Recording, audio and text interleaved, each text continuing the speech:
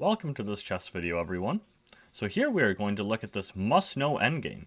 So this endgame is a theoretical endgame with just one pawn, and if you have that, you can actually force a win in most situations. And so this video, we're going to try and understand some of the key differences when it's a forced win, when it's a draw, and how we basically go about winning this endgame with the side with this extra pawn.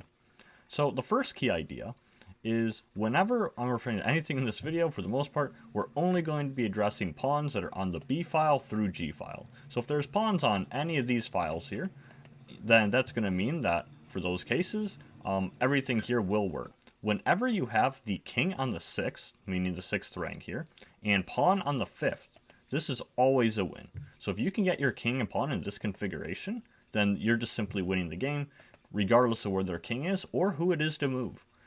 So here, let's just say if it's black to move. So if it's black to move, then they'll have to step to the side, and then our king will kind of go a little over, kind of one diagonal over, and this is kind of like building a little bridge, because this king is actually defending all of these squares, and so our pawn is just going to be pushed through, and they can't stop it. So if they were like try and go here, that doesn't matter. We just push with check, because, this king is defending our pawn, and then wherever they move, they just move wherever, we're actually going to end up promoting, and they just simply can't win. They just can't stop us. But going back to here, so let's show if it was white to move, just, for the sake of this video. Okay, so here, it is white to move. And so in this case, because king on the 6th, pawn on the 5th, it's always a win. So here we'll just step to one of the sides. And after we step to the side here, they'll probably want to do the same, kind of shadow our king. But we'll just push our pawn, and they can't stop us from promoting, because when they try and block the promotion square, we'll just push our pawn again. And now our pawn is actually controlling these two squares to the side, and our king is controlling this square. So the enemy king actually only has one square that they can go to. And so when they go over there, we do the same kind of bridge idea, where we play king f7, and we just kind of escort our pawn, and there's no way that they can actually stop this. Okay, so that's kind of the position that we're aiming for. If we can get this kind of position, regardless who it is to move, it's always a win. But okay, now how do we actually reach that position? So let's go all the way back here. And now we have to talk about key squares and king opposition. So first of all, let's talk about the key squares. So again, this is only for pawns on the B through G files. So pawns on any of these files here, then that means that all these things I'm about to share will apply. So for the key squares for this pawn, it's kind of like almost like a little T shape, where it's kind of one square up and over, and then kind of these squares here. So everything in red here are the key squares for this pawn. And so if this pawn was, say, on maybe like the E4 square, well, now these squares here would be the key squares in that situation. And so what we want is we actually want our king in one of these key squares. Because remember, we want to lead with our king. We want our king to get ahead of our pawn and try and escort it up, because remember that very key position at the very end, we had the king on the 6th rank, and we had the pawn on the 5th rank. And so we actually had our king ahead of the pawn. So that's what we have to do. We have to lead with our king. Now, a very common mistake a lot of beginners would make here, which actually loses the game on the spot, is if they were to push this pawn. It looks so natural just trying to advance your pawn, and get it closer promoting. But in this case, it actually loses. So if they were to play e3 or e4, then this is actually losing, because the king opposition we'll take a look at a little bit later. But for now, let's show how to do it before we show, how they can actually draw. So still trying to win, we have to lead with our king. Okay, so remember the key squares are these. So we have to, first step is get our king to one of these key squares. Now their king is so far away in this position, so if they try and come up, we'll do the same, doesn't matter. And now when they come up, now any of these three key squares, if we can get our king here, then we are actually on path to winning this game. Now, I think the most instructional in this case, which brings us to our next point, is the king opposition. So now when the kings get a lot closer together, then we have to play our king with an odd number of squares between them. In this case, it's going to be one square. Usually for opposition, it's going to be one square. Sometimes you can have what's called distant opposition, which is a much further away, like say 3 squares between or 5 squares. But that's a much more advanced thing for perhaps a different video. For now, keeping it simple, we want one square between the king, and what's so important about opposition is it is us moving into it. So here is our king who has just moved one square away from their king. Now, if it was the same situation here, but let's say we just wasted a move, right? Like if we were to play here, Well, now the opponent can take away the opposition. Our opponent will play king to d5, and now black has taken the opposition, because now there's one square away from our king, and now we've already blown the win if we let them do that. So it's really important that you have this opposition. So why is this opposition so important? The reason it's important is because now it is us to move and not the opponent. So if it's us to move, then we'll just, try and move, and then they just follow us, and they keep the opposition, one square between us. And we do the same, and they do the same. And, wherever we go, they'll just keep shadowing us. And, here we just keep shuffling, and, there isn't really much we can do. It's a forced draw. We're not going to be able to push past because there's no way to get to this square. They're just basically going to keep blocking us wherever we go.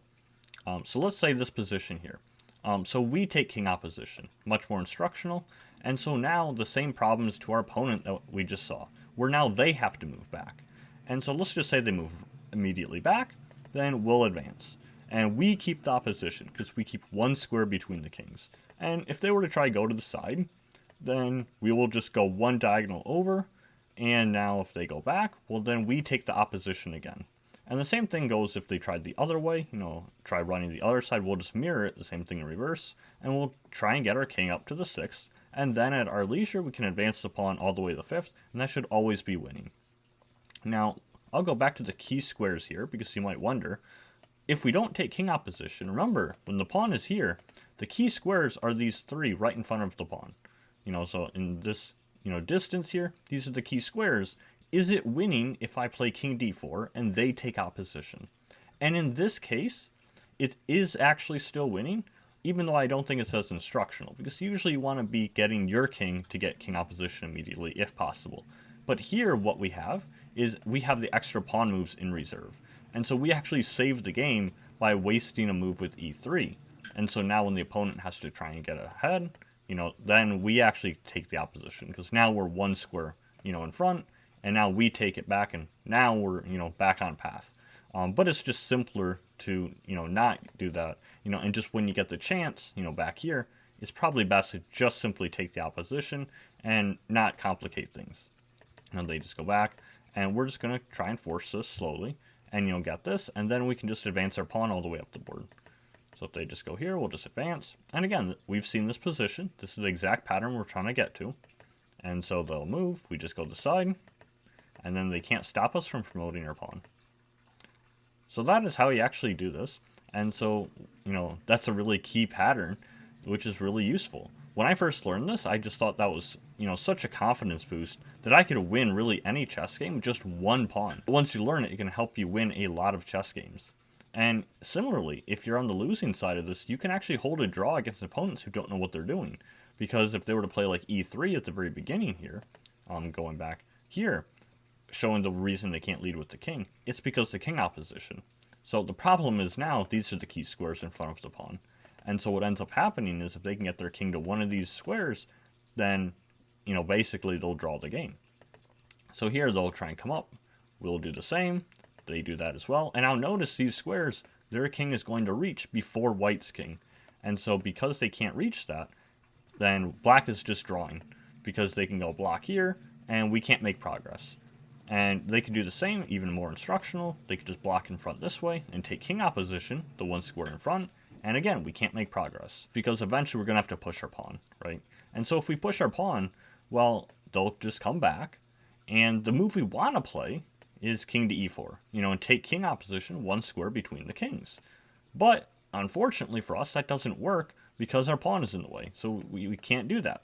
Best we can do is come up this way, and then their king blocks. And, the same thing, and eventually we'll get pushed up the board. I'll just show a few more moves. Let's just say we keep pushing here. And then after they finally get pushed up the board, again, we just have to push our pawn.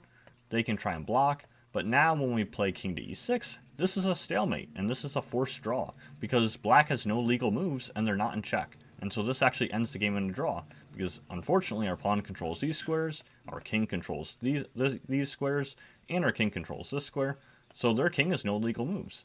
And so because of that, this is a draw. So that's why you can't let them get king opposition, and all of that you can actually lose because you push the pawn too early.